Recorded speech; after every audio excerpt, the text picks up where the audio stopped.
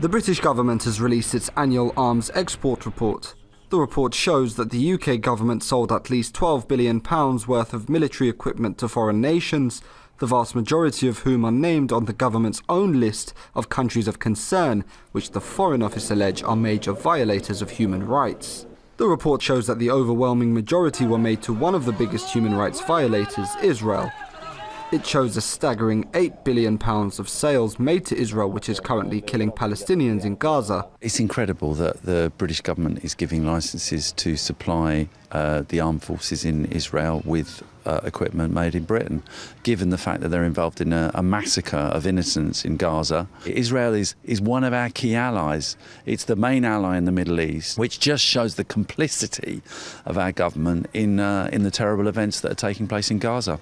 The previous government set a criterion that if there were fears that arms would be used for internal repression, then sales could be suspended.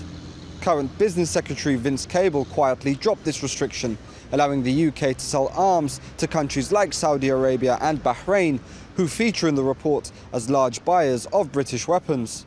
British policy on weapons manufacture and weapons sales runs in lockstep with its foreign policy. And Britain is the main, apart from the US, the main supporter and promoter of these kind of Western foreign wars. One of the ways British companies have managed to overcome restrictions on selling weapons to Israel is through a loophole which allows it to trade through offshore subsidiaries and front companies.